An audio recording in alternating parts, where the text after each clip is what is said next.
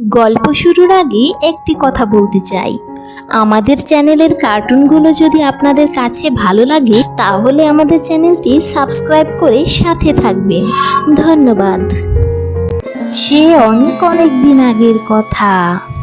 একটি গ্রামে একটি ছোট্ট কুটিরে বাস করত একজন বুড়ি। বুড়ির ছিল একটি মাত্র ছেলে। সে বিদেশে থাকে, ভালো চাকরি করে। গ্রামের ছোট্ট কুটিরটিতে বুড়ি একাই বসবাস করে। মিতা নামের একটি মেয়ে তার কাজ করে দিয়ে যায়। সারাদিনের যত কাজ তার সাথে সেই মেয়েটি সব করে দিয়ে যায়। আজ থেকে দেখছি না, প্রতিদিনে এই মিতাটা দেরি করে কাজে আসে আর বেতন নেওয়ার বেলায় সবার আগে। ভাবলাম আজকে ঘরের কত কাজ পড়ে আছে, আজকে সকাল সকাল কাজগুলো শেষ করে ফেলবো।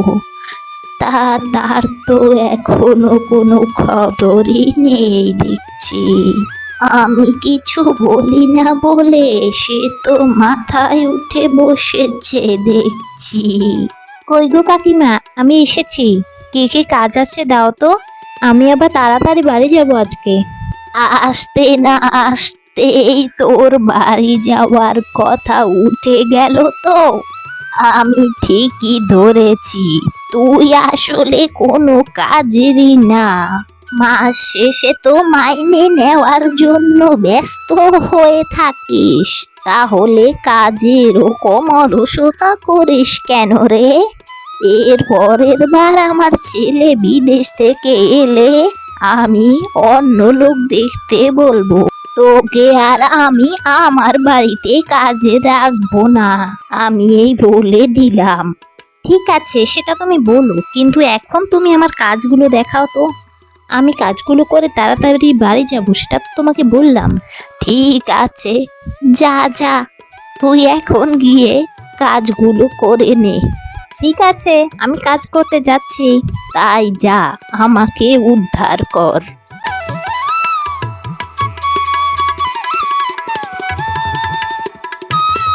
এই তোমার সব কাজ করে দিলাম, এখন তুমি তোমার মতো নিশ্চিন্তে থাকো।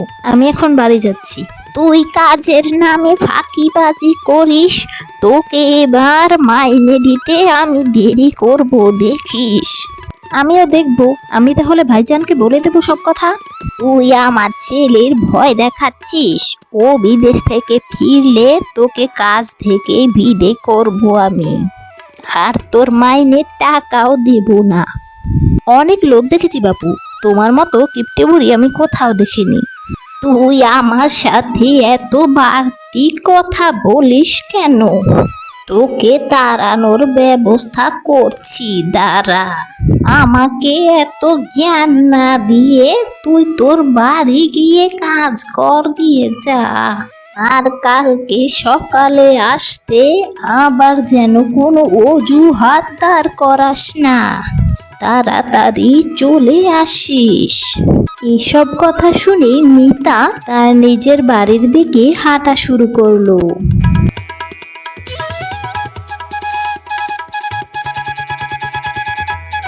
বাড়ি যাওয়ার সময় রাস্তায় টুনির সাথে তার দেখা হয়ে গেল। টুনি বলল, মিতা দিদি, ওই বুড়ির বাড়িতে শুনেছি অনেক আম হয়েছে। তুমি তো দেখে এসেছো, অনেক আম হয়েছে নাকি অল্প আম হয়েছে? আরে অনেক আম হয়েছে। আরে ও কিপটা বুড়ি কাউকে দেবে নাকি? ওর দিকে লোভ দিস না, ও তোদেরকে ওই আমের ভাগ দেবে না। তার থেকে বাড়ি ফিরে যা। না মিতা দিদি, আমার খুব আম খেতে ইচ্ছে করছে, তুমি আমাকে কয়েকটা আম এনে দিতে পারবে? আরে না না, আমি কোথা থেকে আম এনে দেবো? ওই কিপটে বুড়ির কাছে আমি আম চাইতে পারবো না। তার থেকে এখন দুপুরবেলা তোরা বাড়ি যা, বাড়ি গিয়ে ভালো করে একটা ঘুম দে। ওই বুড়ির গাছের আম খাওয়ার স্বপ্ন তোদের স্বপ্নই রয়ে যাবে। তুমি কি বলছো? আমি অবশ্যই ওই বুড়ির গাছের আম খাবো, আর আম এনে তোমাকেও খাওয়াবো, তুমি দেখে নিও। আরে তুই এখন বাড়ি যা তো, এসব বাজে কথা এখানে বলিস না। বুড়ির গাছের আম চুরি করা এত সহজ নয়। ঠিক আছে, তুমি দেখে নিও। এই কথা বলে টুনি বুড়ির বাড়ির দিকে চলে গেল। আরে, ওই কিপটে বুড়ি তো ওই আম গাছটার নিচেই বসে আছে। ও কি সারাদিন ওখানে বসে আম গাছটাকে পাহারা দেয় নাকি? দেখতে হবে ব্যাপারটা। ও যখন ওখান থেকে সরে যাবে তখনই আমাকে আম নিতে হবে ওখান থেকে। অবশ্য তার আগে আমার একবার চেয়ে দেখা উচিত। ওর কাছে চাইলে যদি ও দেয় তাহলে তো আর আমাকে না বলে নিতে হবে না, একবার চেয়েই দেখি না হয়। আরে, কে ওখানে আমার বাড়ির সামনে বসে আছে? আমার আম গাছের আম চুরি করার ধান্দায় আছে নাকি ওরা? দেখি তো গিয়ে। এই, কে তুই? তুই এখানে বসে কি করছিস আমার বাড়ির সামনে? হ্যাঁ, এখানে তোর কি কাজ? দিদা, তোমার গাছের আমগুলো কত সুন্দর হয়েছে, কত ভালোভাবে পেকে আছে। তুমি আমাকে কয়েকটা আম দাও না, আমি কয়েকটা আম খাই। আমার খুব আম খেতে ইচ্ছে করছে। আরে, আমার গাছের আম খাবি? এত বড় সাহস তোর! আরে, তোমার গাছে তো অনেক আম আছে, তুমি আমাকে কয়েকটা আম দিলে তোমার গাছে আম কমে যাবে না? সে কথা আমাকে তোর কাছ থেকে শিখতে হবে নাকি? তুই তোর নিজের বাড়ি যা বলছি, বাড়ি যা। কি কিপটে বলি রে বাবা? এই, তুই কি বললি? বললাম তুমি অনেক কিপটে বলি। এক্ষুনি আমার বাড়ি থেকে বের হ বলছি, বের হ। এই কথা বলে বুড়ি টুনিকে বাড়ি থেকে বের করে দিল। অনেকক্ষণ পর বুড়ি যখন ঘুমানোর জন্য তার ঘরের মধ্যে গেল এবং বুড়ি সেখানে গিয়ে ঘুমিয়ে পড়ল। তারপরে টুনি বুড়ির আম গাছের নিচে এসে আম পেড়ে দুটো আম নিয়ে গেল। বাড়িতে ফিরে টুনি যখন তার বাবাকে সেই আম দুটো দেখালো তখন টুনির বাবা বলল, আরে টুনিমা, তুই এটা কি করেছিস? ওই বুড়ি কতটা ভালো মানুষ তা তুই জানিস না। প্রতি বছর যে ঝুড়ি ভর্তি আমগুলো আসে সেই আমগুলো কিন্তু ওই বুড়ির বাড়ি থেকেই আসে, আর তুই কিনা সেই বুড়ির বাড়ি থেকেই আজকে আম চুরি করে এনেছিস। ছি ছি, তুই আমার মেয়ে হয়ে এই কাজটা করতে পারলি? বাবা, তুমি কি বলছো? ও তো কাউকে একটা আমও দিতে চায় না, ও কিভাবে ঝুড়ি ভর্তি আম দিবে? হ্যাঁ রে টুনি, তুই তো জানিস না প্রতি বছর ওর গাছে যত আম হয় আমগুলো সব একসাথে পাকার পর ও সারা গ্রামবাসীকে সবাইকে ওই আমগুলোকে বিলিয়ে দেয়, সব বাড়িতে বাড়িতে ঝুড়ি করে আম পাঠিয়ে দেয়।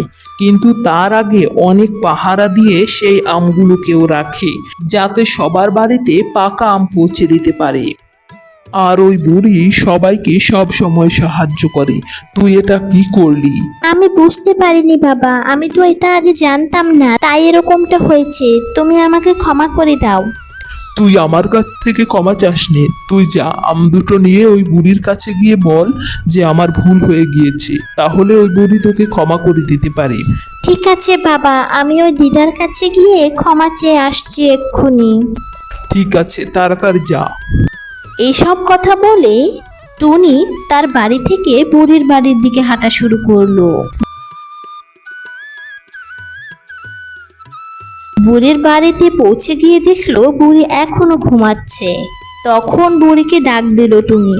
দিদিমা, দিদিমা, তুমি ওঠো, তোমার সাথে আমার একটু কথা আছে। কে রে, কি হয়েছে? তুই আবার এসেছিস আমার বাড়িতে?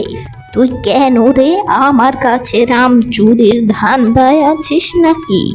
আমার ভুল হয়ে গেছে বুড়িমা, আমি তোমার গাছ থেকে দুটো আম চুরি করে নিয়ে গিয়েছিলাম। তুই আমার গাছের আম কেন চুরি করেছিস? আর সেটা আমাকে বলতেই বা এসেছিস কেন? কারণ আমি জানি আমার ভুল হয়ে গিয়েছে, তাই আমি তোমার কাছে বলতে এসেছি।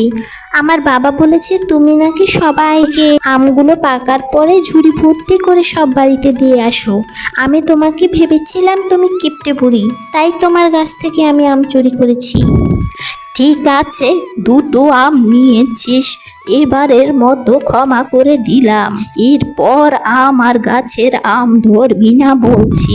ঠিক আছে বুড়িমা, আমার অনেক ভুল হয়ে গিয়েছে, আর আমি তোমার গাছের আম চুরি করব না।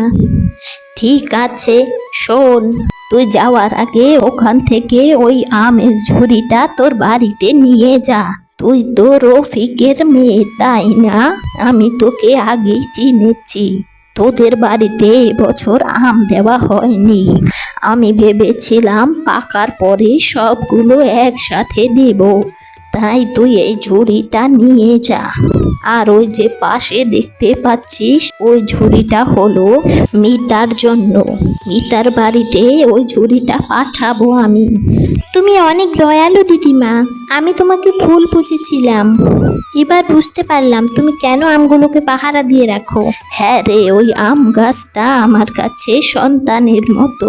ওই গাছটা থেকে আমি গ্রামের সবাইকে আম বিলোই।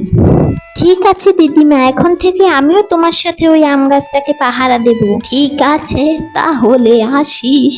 এরপর থেকে টুনি এবং বুড়ি দুজনেই সেই আম গাছটাকে পাহারা দিত এবং সব আম পাকার পরে গ্রামবাসীর কাছে বিলিয়ে দিত। এতে তারা খুব মজা পেত।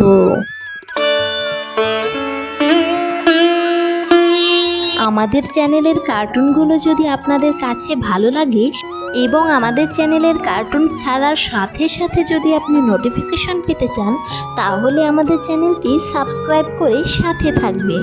ধন্যবাদ।